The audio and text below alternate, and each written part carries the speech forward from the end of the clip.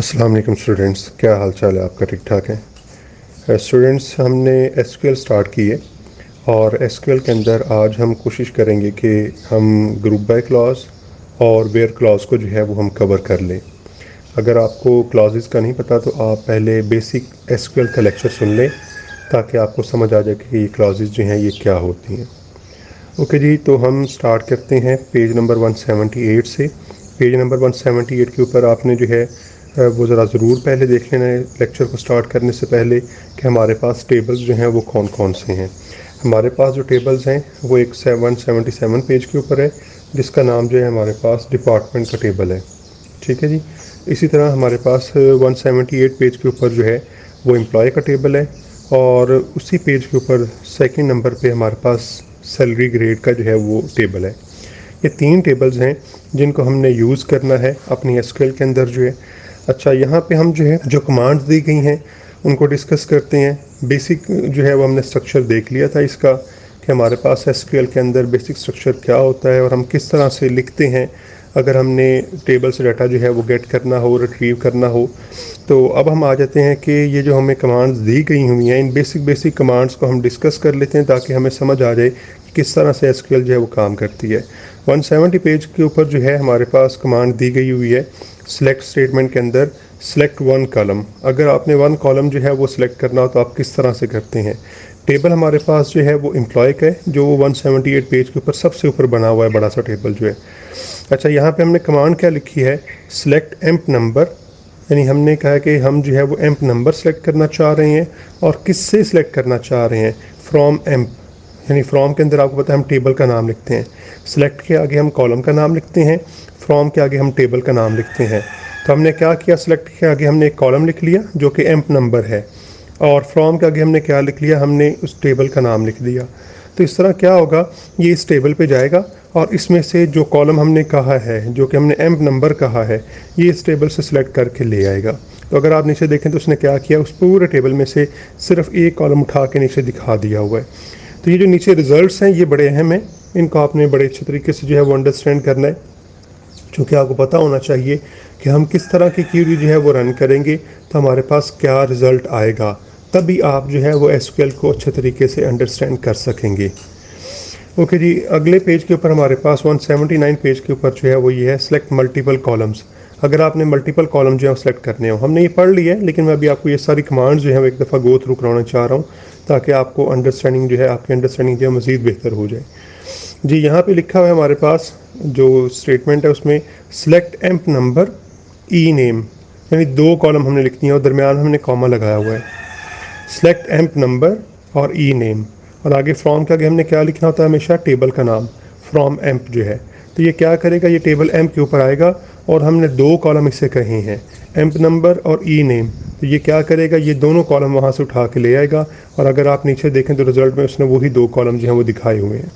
तो इस तरह से ये आपके टेबल से जो है वो दो कॉलम, यानी एम्प्लॉय के टेबल से वो एम्प नंबर और ई नेम जो है ये उठा कर ले आएगा, और आपको नीचे जिस तरह शो करवाया गया है इस तरह शो करवा दिया करेगा।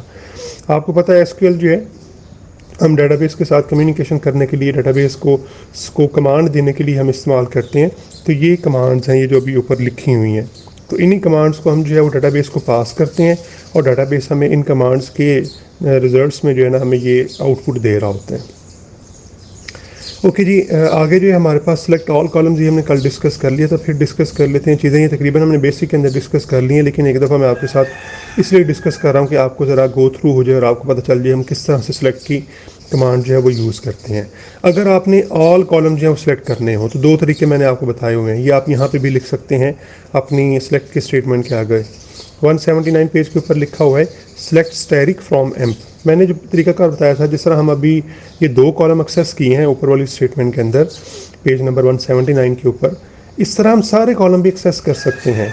हम लिखते हैं सिलेक्ट, यहाँ पे अगर लिखें एम्प नंबर आ जाएगा, E name comma job comma MGR comma hire date comma sal comma COM commission यानी एंड कॉमा डेप्थ नंबर। अच्छा, अगर ये सारे कॉलम लिखेंगे और नीचे लिख देंगे फ्रॉम एम्प तो तब भी जो है ना वो सारे कॉलम वहाँ से उठा कर ले आएगा। और अगर आपने सारे कॉलम उठाने हों तो फिर एक आपके पास आसान सा तरीका जो इसने बताया हुआ है वो ये है कि आप क्या करें, आप select asterisk from emp. Asterisk का मतलब होता है ऑल, यानी आप सारे कॉलम उठा कर ले आए टेबल से जो। तो ये क्या करेगा, ये पूरे का पूरा टेबल, अगर आप देखें ना 178 पेज के ऊपर, तो जो पूरा टेबल है ना वही उसने 179 पेज के ऊपर इस वाली क्यूरी के अंदर पूरा टेबल उठा कर ले आया है। तो इस तरह हम जो है जब भी ज़्यादा कॉलम हमने जो है या सारे कॉलम जो है सॉरी हमने एक्सेस करने हो तो हमेशा हम सेलेक्ट स्टैरिक फ्रॉम एम कर देते हैं। लेकिन अगर आपने सेलेक्टिव कॉलम जो है वो एक्सेस करने हो तो फिर सेलेक्ट के आगे उन कॉलम्स का नाम लिख देते हैं और फ्रॉम के आगे आप जो है वो टेबल का नाम लिख देते हैं। तो इस तरह से आपके फिर जो है ना वो सारे कॉलम जो है वो आपके पास आ जाएंगे। ओके जी, आगे जो है हमारे पास वो एक है डिस्टिंक्ट वन कॉलम। अब डिस्टिंक्ट का मतलब क्या होता है कि रिपीट होने वाले जो है ना वो ना लेकर आए।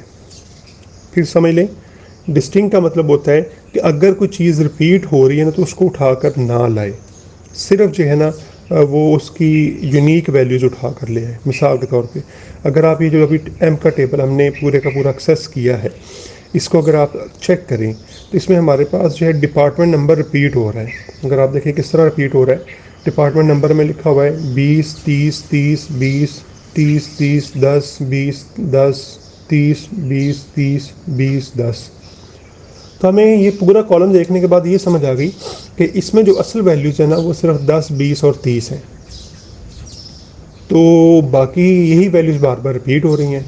अगर आप चाहते हैं कि आप इस रेपिटेशन के बगैर जो है इस कॉलम को एक्सेस करें, इस कॉलम के अंदर जो वैल्यूज़ हैं वो रिपीट हुए बगैर समय आप, यानी आपको आंसर चाहिए 10 20 और 30 लेट से, तो फिर आप क्या करेंगे, फिर आप क्वेरी लिखेंगे सिलेक्ट, कॉलम का नाम ही लिखना है आपने, डिपार्टमेंट नंबर, लेकिन डिपार्टमेंट नंबर से पहले आप एक और कीवर्ड यूज़ करेंगे जिसे हम कहते हैं डिस्टिंक्ट। डिस्टिंक्ट का मतलब होता है यूनिक, कि आप यूनिक वैल्यूज़ उठा कर ले हैं। लेकिन हम इसे यूनिक नहीं लिखेंगे, लिखेंगे डिस्टिंक्ट ही, क्योंकि ये एसक्यूएल ने इसी तरह डिफाइन किया हुआ है तो हमें उसी तरह ही लिखना पड़ेगा। तो लिखेंगे सिलेक्ट डिस्टिंक्ट डिपार्टमेंट नंबर और फ्रॉम एम। तो अब क्या होगा कि वो ये काम करेगा कि वो एम्प्लॉय के टेबल में से डिपार्टमेंट नंबर का टेबल उठाकर लेकर आएगा, लेकिन पूरा कॉलम उठाकर लेकर आएगा, लेकिन पूरा कॉलम नहीं लेकर आएगा क्योंकि हमने उसके इससे पहले लिख दिया हुआ है डिस्टिंक्ट। अब वो क्या करेगा, वो सिर्फ जो है वो यूनिक वैल्यूज़ उठाकर लेकर आएगा। वैल्यूज जो रिपीट हो रही हैं उनको यहाँ पे शो नहीं करवाएगा। अगर आप अगले पेज के ऊपर देखें तो हमारे पास रिजल्ट के अंदर इस तरह लिखा हुआ है डिपार्टमेंट नंबर 10 20 और 30 जो है। तो ये डिस्टिंक्ट का काम होता है। डिस्टिंक्ट का मतलब होता है यूनिक। तो ये उसमें से जो वैल्यूज़ रिपीट हो रही हैं उनको इग्नोर कर देगा और बाकी वैल्यूज़ उठा कर ले आएगा। तो बाकी वैल्यूज़ जो हमारे पास बनती हैं वो 10 20 और 30 ही बनती हैं, यही बार बार रिपीट हो रही थी तो उसने उठा के यहाँ पे हमें शो करवा दी। क्लियर होगी बात जी। तो इस तरह से आप जो है वो डिस्टिंक्ट का कॉलम जो है वो यूज़ कर सकते हैं। दो कॉलम के ऊपर भी आप इसको यूज़ कर सकते हैं। जिस तरह अगर आप देखें लिखा हुआ यहाँ पे डिस्टिंक्ट डिपार्टमेंट नंबर और जॉब जो है। अब ये क्या करेगा कि ये जॉब और डिपार्टमेंट नंबर दोनों को देखेगा डिस्टिंक्ट कहाँ पे होते हैं। आपको पता ना, जिस तरह आप प्राइमरी की डिफाइन करते हैं, तो प्राइमरी की अगर एक कॉलम की हो तो उसमें होता है वैल्यूज़ रिपीट नहीं होती, और अगर दो कॉलम्स की हो तो दोनों कॉलम्स को मिला के हमने इस तरह देखना है कि उसकी वैल्यूज़ रिपीट ना हो। तो अब अगर आप देखें दो कॉलम्स के ऊपर हमने डिस्टिंक्ट लगा दी तो अब कैसे आएगा 10 क्लर्क।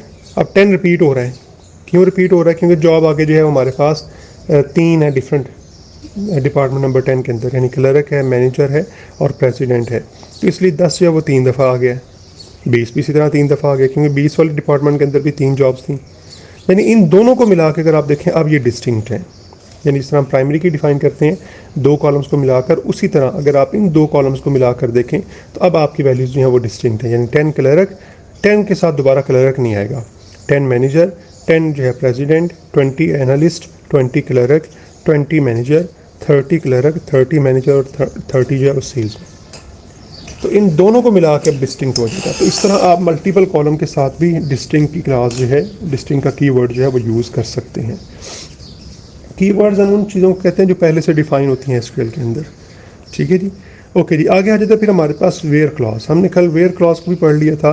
वेयर क्लॉज हमारे पास कंडीशंस को इस्तेमाल करने के लिए यूज़ होती है, और कंडीशन के अंदर कौन से सिंपल इस्तेमाल होते हैं वो मैंने आपको बताए थे। वो हमारे पास पेज नंबर है जी, यहाँ पे अगर आप देख लें पहले 184 पेज नंबर है, जिसके ऊपर ये लिखे हुए हैं हमारे पास डिफरेंट किस्म के रिलेशनल ऑपरेटर। और ये कौन कौन से हमारे पास ये 6 ऑपरेटर्स हैं, greater than, less than, equal to, greater than और इक्वल टू, लेस देन और इक्वल टू और नॉट इक्वल टू। तो ये 6 ऑपरेटर्स जो हैं ये वेयर की क्लॉज के अंदर हम यूज़ करते हैं। इनको हम रिलेशनल ऑपरेटर्स भी कहते हैं। तो आपने ये टेबल रिलेशनल ऑपरेटर्स के नाम से याद कर लेना है, ताकि आपको पता हो कि हमारे पास रिलेशनल ऑपरेटर्स जो हैं वो 4 हैं। अब आते हैं हम वेयर की क्लॉज के अंदर जो है, यहाँ पे जो है select statement with where clause जो है, इसमें हम कैसे लिखेंगे। अच्छा जी, आपको ये कहा जाता है, अब ये ज़रा ना अपने सिनेरियोज़ के ऊपर बड़ा ज़्यादा फोकस करना है, क्योंकि आपको सिनेरियोज़ ही दिए जाएंगे जिनके अगेंस्ट आपने एसक्यूएल की जो है कमांड्स लिखनी होंगी। मिसाल के तौर पे इस वाले का सिनेरियो क्या बनता है, जिस तरह उसने ऊपर लिखा हुआ है, write a query that display records of clerks from employ table. इस तरह भी हो सकता है, या मैं थोड़ी इंग्लिश चेंज करके बोलता हूँ, write a query that display all rows with job clerk, यानी जो क्लर्क वाली जॉब्स है ना, उसकी तमाम रोज़ को शो करवा दे। अब हम क्या करेंगे, देखिए हमने यहाँ पे कॉलम की बात ही नहीं की, हमने कहा पूरा टेबल ही शो करवा दो, कोई मसला नहीं। तो हमने लिखा select asterisk from emp. Asterisk का सेलेक्ट स्टैरिक का मतलब हो गया तमाम कॉलम्स, फ्रॉम एम का मतलब हो गया एम्प्लॉय टेबल से, और आगे वेयर की क्लॉज के अंदर हमने क्या किया, इसको आप 3 लाइनों में लिख लें आसानी के लिए ना, आपको पता लगे, आप डिफ्रेंशिएट कर सकें चीज़ों को, जिस तरह मैंने आपको कल समझाया था। तो वेयर की क्लॉज के अंदर जो है फिर आप लिखेंगे जॉब इक्वल टू क्लर्क। अब क्लर्क की बात एक और आपने याद रखनी है, ये लिखा हुआ है सिंगल कोट के अंदर, तो आपने इसे सिंगल कोट के अंदर ही लिखना है। मैं बता देता हूँ आपको जो है कि जब आपने इस तरह से इक्वल करना हो तो सिंगल कोटेशन हम उन तमाम कॉलम्स के लिए इस्तेमाल करते हैं जिनकी डाटा टाइप जो है, जिनमें डाटा जो होता है वो अल्फ़ाबेटिक फॉर्म में होता है, यानी अल्फ़ाबेट फॉर्म में होता है, जिनमें सारे जो है वो आपके अल्फ़ाबेट्स यूज़ हुए होते हैं। लेकिन अगर नंबर हो तो फिर आप सिंगल कोट में नहीं लिखेंगे। क्लियर होगी बात जी। वेयर की क्लॉज के अंदर जब भी आपने इक्वल का साइन यूज़ करना है, उसके आगे जब आपने कोई वैल्यू लिखनी है तो आपने किस तरह से लिखनी है कि अगर वो जो है वो अल्फ़ाबेट फॉर्म में है तो सिंगल कोट के अंदर लिखेंगे, यानी सिंगल कॉमा के अंदर लिखेंगे, सेम सिंगल कोटेशन या सिंगल कोट कहते हैं। और अगर जो है वो नंबर्स हैं तो आप उसको बगैर ही लिख देंगे सिंगल कोट के जो है। तो हमारे पास यहाँ पे फिर जो होगी, क्या किया उसने, वो टेबल पे गया, एम्प्लॉय के टेबल में से उसने सारे कॉलम वहाँ पे सिलेक्ट कर लिए, लेकिन रोज़ को सिलेक्ट करते हुए उसने ये काम किया है कि उसने जॉब के अंदर जहाँ जहाँ पे क्लर्क था ना, सिर्फ वो वाली रोज़ जो है वो उठा कर ले आए यहाँ पे। अगर आप देखें तो हमारे पास पेज नंबर 178 के ऊपर पूरा टेबल है, उसमें हमारे पास जॉब के अंदर काफ़ी सारी रोज़ हैं, लेकिन चूँकि हमने यहाँ पे कह दिया था where job equal to clerk, तो वो क्या करेगा, वो सिर्फ जो क्लर्क वाले हैं यानी जॉब के कॉलम पे जाएगा और वहाँ पे जो जो वैल्यूज़ क्लर्क की थी ना, सिर्फ वो वाली रोज़ उठा लेगा। यही हम जो है वो कहते थे शुरू में, जो हमने कल पढ़ा था कि वेयर की क्लॉज जो है ना, ये आपकी रोज़ को फ़िल्टर करती है। मैं रिपीट करता हूँ वही वाली बात जो है कि सिलेक्ट के अंदर आप कॉलम लिखते हैं, फ्रॉम के अंदर आप टेबल्स लिखते हैं, और वेयर की क्लॉज के अंदर आप जो है वो रोज़ लिखते हैं। यही असल में 3 चीज़ें होती हैं आपकी एक टेबल की, टेबल, कॉलम और रोज़। तो याद रखें, सिलेक्ट की क्लॉज के अंदर हम कॉलम लिखते हैं, फ्रॉम की क्लॉज के अंदर हम जो है वो टेबल्स लिखते हैं, टेबल का नाम लिखते हैं, और वेयर की क्लॉज के अंदर हम जो है वो रोज़ के ऊपर कंडीशन लिखते हैं, यानी रोज़ कौन कौन सी आएंगी। तो यहाँ पे हमने कह दिया कि सिर्फ वो वाली रोज़ आएँ जहाँ पे जॉब इक्वल टू क्लर्क है। तो उसने क्या किया है, उसने सिर्फ वही रोज़ वहाँ से उठाई और आपको यहाँ पे शो करवा दिया।